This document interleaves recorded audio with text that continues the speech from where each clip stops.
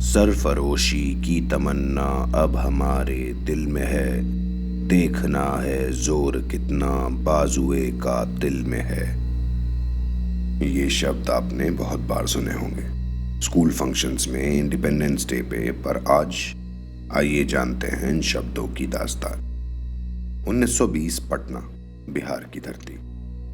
जलियांवाला बाग का खून अभी तक सूखा नहीं था। एक 19 साल का नौजवान शायर बैठा है, नाम बिस्मिल अजीमाबादी। अजीमाबाद यानी पटना। कम्युनिस्ट है, पोएट है और गुस्से से भरा बैठा है। ब्रिटिश सोल्जर्स ने निर्दोष लोगों को गोली मार दी थी और कोई सवाल तक नहीं पूछ सकता था। उसके उस्ताद शाद अजीमाबादी ने कहा था, अगर तुम शायर हो तो अपना गजब कागज पे उतारो। और बिस्मिल अजीमाबादी ने कलम उठाई और लिखे 11 शेर। एक गजल जो आग की तरह फैल गई। सरफरोशी मतलब अपना सर कटवाने की ख्वाहिश, ब्रिटिशर्स के खिलाफ लड़के शहीद होने की तमन्ना। 1920 में कलकत्ता कांग्रेस सेशन में ये गजल पहली बार पढ़ी गई और 1921 में दिल्ली के उर्दू न्यूज़पेपर सबा में छपी।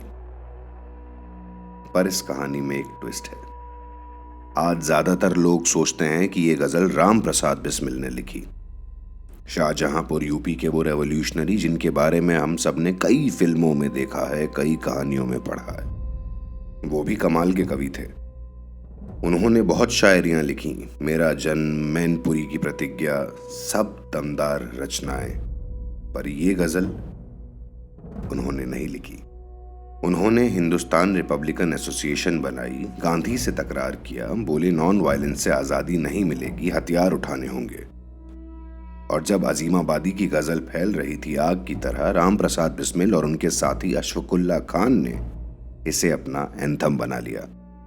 मीटिंग्स में, सीक्रेट गैदरिंग्स में, रैलीज में ये उनका नारा बन गया। और फिर आया 9 अगस्त 1925। काकोरी स्टेशन पे एक सरकारी ट्रेन को हिंदुस्तान रिपब्लिकन एसोसिएशन ने लूटा। पैसे चाहिए थे इनकलाब के लिए और ब्रिटिशर्स ने केस चलाया। राम प्रसाद बिस्मिल को फांसी की सजा मिली। 19 दिसंबर 1927, गोरखपुर जेल। राम प्रसाद बिस्मिल फांसी पे जा रहे हैं और जेल के ऑफिशियल्स ने, दूसरे कैदियों ने, सबने सुना। वो चले जा रहे हैं और गाते जा रहे हैं, सरफरोशी की तमन्ना अब हमारे दिल में है, देखना है जोर कितना बाजुए का दिल में है। बस उस दिन से ये गजल और राम प्रसाद बिस्मिल दोनों एक हो गए। लोगों ने सोचा कि उन्होंने ही लिखी होगी क्योंकि उन्होंने इसे जिया था। 1930s में जब रेवोल्यूशनरी सॉन्ग्स की किताब छपी, क्रांति गीतांजलि, उन्होंने ये गजल छापी पर क्रेडिट दिया राम प्रसाद बिस्मिल को। कंफ्यूजन वैलिड था। दोनों का पेन नेम था बिस्मिल। एक बिस्मिल अजीमाबादी, पटना के शायर, दूसरे राम प्रसाद बिस्मिल, यूपी के रेवोल्यूशनरी। और धीरे धीरे स्कूल टेक्स्ट बुक्स में, फिल्मों में, पेट्रियोटिक प्रोग्राम्स में, सब जगह राम प्रसाद बिस्मिल का नाम चिपक गया इस गजल के साथ और बिस्मिल अजीमाबादी बुला दिए गए। पर सच कब तक छुपा रहता? खुदा बख्श ओरिएंटल लाइब्रेरी पटना में आज भी रखा है ओरिजिनल मैन्यूस्क्रिप्ट, करेक्शंस के साथ बिस्मिल अजीमाबादी की लिखावट में। हाल ही में 2024 में स्कॉलर्स ने रिसर्च किया, आर्टिकल्स लिखे, मैनी बिस्मिल्स ऑफ टुडे। उन्होंने प्रूव कर दिया कि असली शायर कौन था। और अब स्लोली हिस्ट्री करेक्ट हो रही है। पर आयरनी देखो, बिस्मिल अजीमाबादी ने लिखी सेक्रीफाइस की बात, मगर राम प्रसाद बिस्मिल ने उसे जिया, फांसी पे चले गए।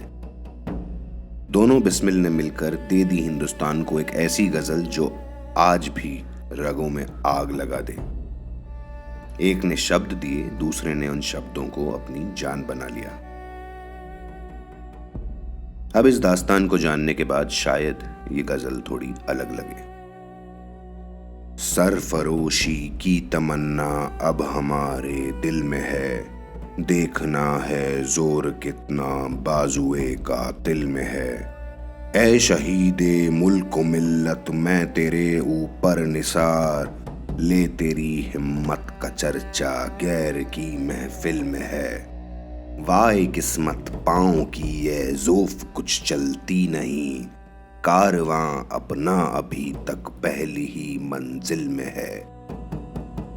रहरावे राहे मोहब्बत रह न जाना राह में, लज्जते सहरा नवर्दी दूर ये मंजिल में है। शौक से राहे मोहब्बत की मुसीबत झेल ले, एक खुशी का राज पिन्हा जादाए मंजिल में है। आज फिर मक्तल में कातिल कह रहा है बार बार, आए वो शौके शहादत जिनके दिल में है। मरने वालों आओ अब गर्दन कटाओ शौक से, ये गनीमत वक्त है खंजर कफे कातिल में है। माने इजहार तुमको है हया हमको अदब, कुछ तुम्हारे दिल के अंदर कुछ हमारे दिल में है। मैं कदा सुनसान खुम उल्टे पड़े हैं जाम चूर, सर निगुन बैठा है साकी जो तेरी महफिल में है। वक्त आने दे दिखा देंगे तुझे ए आसमां, हम अभी से क्यों बताएं क्या हमारे दिल में है। अब न अगले वलवले हैं और न वो अरमा की भीड़, सिर्फ मिट जाने की एक हसरत दिले बिस्मिल में है। सिर्फ मिट जाने की एक हसरत दिले बिस्मिल में है।